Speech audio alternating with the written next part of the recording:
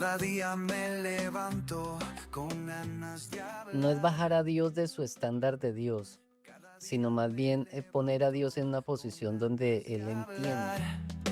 Mi corazón palpita Un Dios que me como entiende, puedo un Dios que le duele, expresar un Dios que tiene con mi cicatrices. Padre Celestial.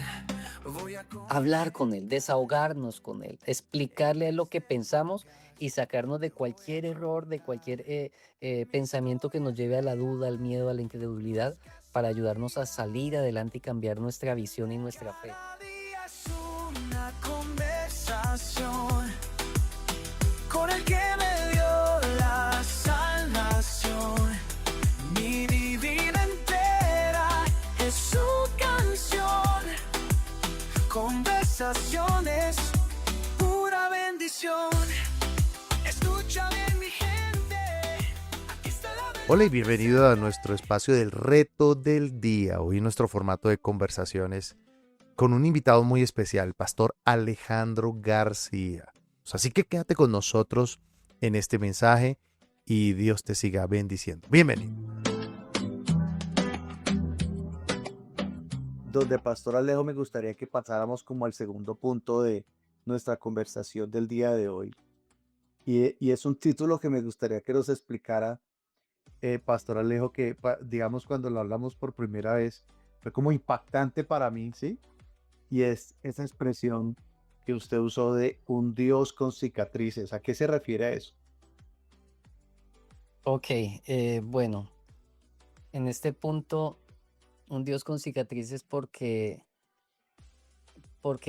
nos baja, o sea, no es bajar a Dios de su estándar de Dios, sino más bien poner a Dios en una posición donde Él entiende. Porque ahorita mencionamos el ejemplo de Jesús, ¿no? Jesucristo sufrió, Jesucristo se sintió solo, Jesucristo lo dejaron solo, sus mejores amigos, sus discípulos, Así sus es. escoltas. Es más, él se sintió solo. Tal vez Dios no es que lo haya abandonado, pero él sintió que Dios lo abandonó, porque pues lo que nosotros decimos siempre en nuestras charlas o predicaciones es, claro, él está absorbiendo el pecado de toda la humanidad y la santidad de Dios no podía estar allí, no permitía que Dios estuviera allí, ¿sí? Pero no es que Dios le haya dado la espalda y se haya ido, no, tal vez Dios estaba ahí observando y esperando eh, la, que pasaran todas las cosas porque era necesario ese sufrimiento, ¿verdad?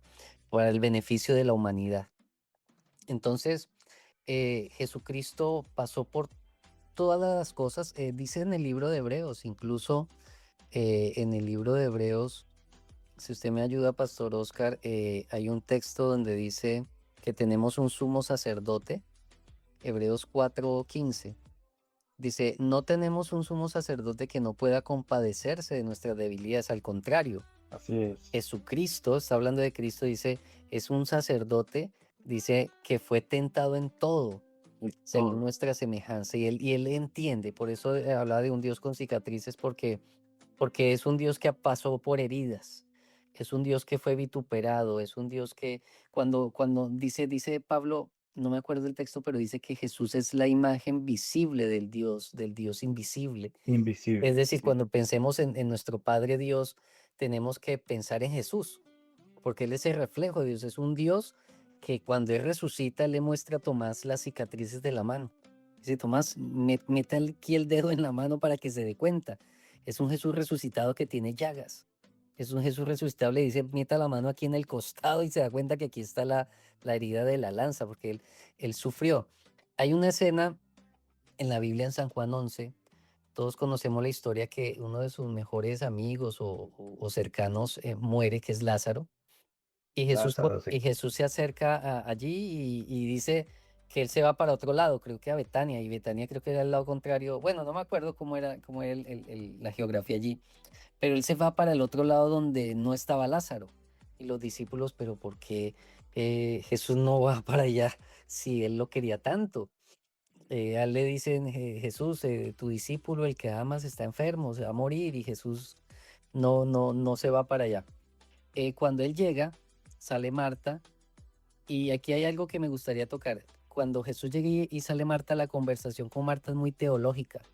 Hablan de resurrección, hablan Sí, Del final sí, de los tiempos. del final de los tiempos, sí, exactamente. Pero con María no fue así. Y Marta le da el mismo reproche. Si hubieras estado aquí, eso es un reproche de una amiga de Jesús, ¿sí? Gente que quería a Jesús. Ella le preparaba almuerzo a Jesús y todo lo atendía muy bien. Y luego sale María y le dice las mismas palabras, tal vez María llorando, no sé, pero dice que Jesús lloró. Entonces, cuando él llega allá, él no les dice a ellas, ay, no, no, tranquilas que yo lo voy a resucitar, o no, no sé, por eso están tristes. No, él es un Dios que se compadece, por cualquier razón que haya pasado, pero Jesús lloró.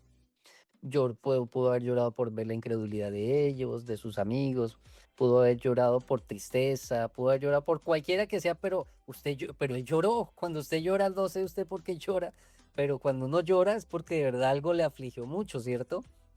Así es. Pero cuando dice que Jesús lloró, lo pone en ese plano que habla Hebreos, un Dios que me entiende, un Dios que le duele, un Dios que tiene cicatrices, un Dios que sufrió, un Dios que pasó por lo que nosotros a veces podemos pasar, por cantidad de situaciones y circunstancias.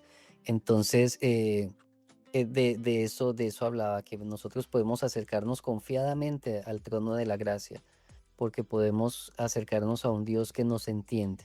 Y en Jesucristo nosotros vemos esa imagen de Dios reflejada, un Dios con heridas que superó, que pasó, que vivió y que Él no está ajeno. O sea, cuando estamos sufriendo por algo, Dios no nos va a decir, no, hágale para adelante, tenga fe para y siga adelante. Dios es más allá de eso. Él quiere escucharnos, Él nos entiende. Les voy a poner un ejemplo rápido también, pasó que me viene a la mente Elías, porque a veces los seres humanos somos así. Tenemos un día de victoria como Elías cuando mató a todos los profetas, falsos profetas, y al otro día la reina lo mandó a amenazar, le dijo, usted también lo va a matar por haberme matado a los profetas, y Elías dice que entró en un desánimo y le dio En una miedo. crisis. Y exacto, y le dio miedo y salió y se fue corriendo. Y se fue corriendo y dice la Biblia, dice la historia ahí en Reyes, que él por allá huía y por allá llegó cansado y decía que él se quería morir. O sea, ayer estaba viendo cómo caía fuego del cielo y hoy está diciendo, no, yo me quiero morir, yo me quiero, o sea, ¿cómo sería la depresión o el bombardeo allí en su mente del desánimo que se quería morir? ¿Y qué pasa? Llega un ángel y el ángel que le dice, Elías, vea que hay una torta, coma y duerma, descanse. Y eso como que pasó 2 veces o más, no sé. Le dice: Coma torta y descanse". Y luego lo llevó le dijo: "Levántese y camine", y lo acompañó a hacer senderismo, por allá se puso a caminar por la montaña hasta que llegó a una cueva, y allá Dios se acercó a hablarle. Allá Dios se acercó a aconsejarlo, allá Dios se acercó a escucharlo, ¿cierto? Porque él decía que se quería morir. Y Dios le pregunta a Elías, le dice, Elías, ¿qué te pasa? ¿Por qué estás así? Y él dice, no, es que me quedé solo, era lo que... Y Dios lo lleva a cambiar su visión. Dice, no, no estás solo, hay 7,000, no los estás viendo, que no han doblado su rodilla. Entonces, ese es el Dios de la Biblia. Cuando Adán y Eva pecan, Dios se acerca. Dice que en la suave brisa de la tarde, él no llegó a la madrugada, uy, no, ahora sí me van a escuchar, mejor dicho, Así es. a primera hora me aparezco allá, ¿qué fue lo que hicieron? No, él llegó allá con preguntas, Adán, ¿dónde estás?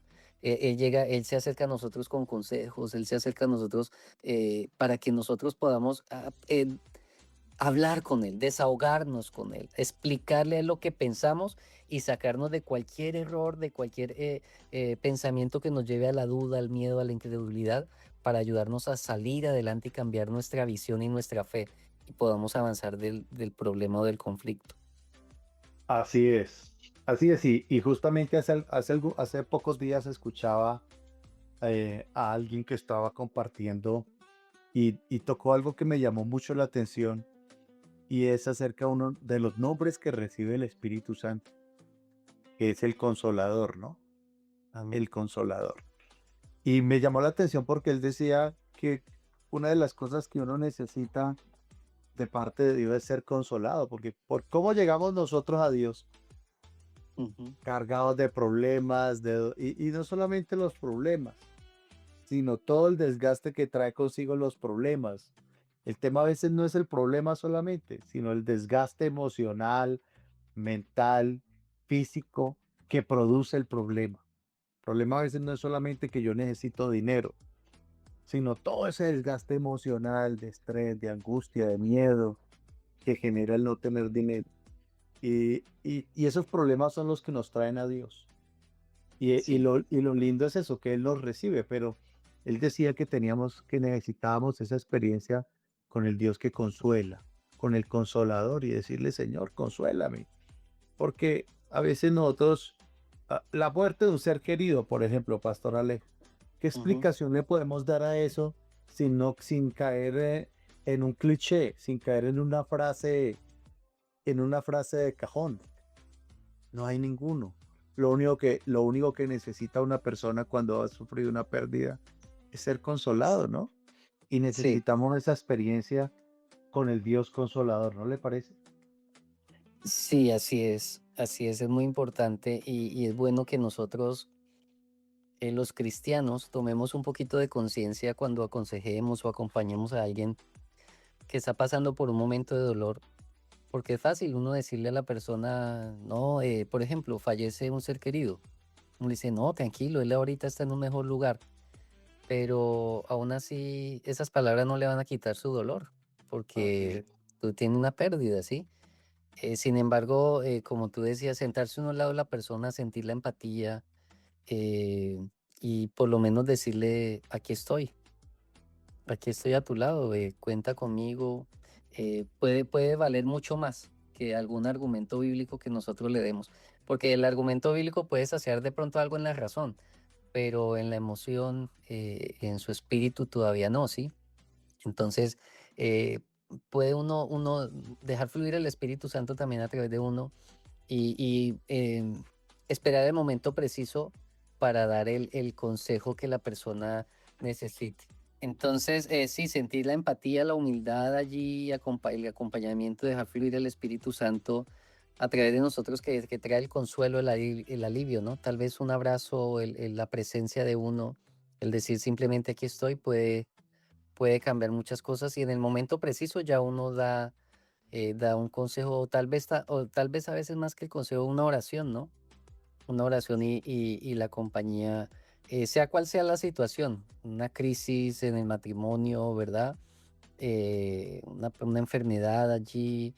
En estos días he hablado con personas que a veces uno dice, pero ¿qué le digo Dios a esta persona? Porque está atravesando por un dolor, pero a veces solamente el acompañamiento y dice más que mil palabras, ¿no?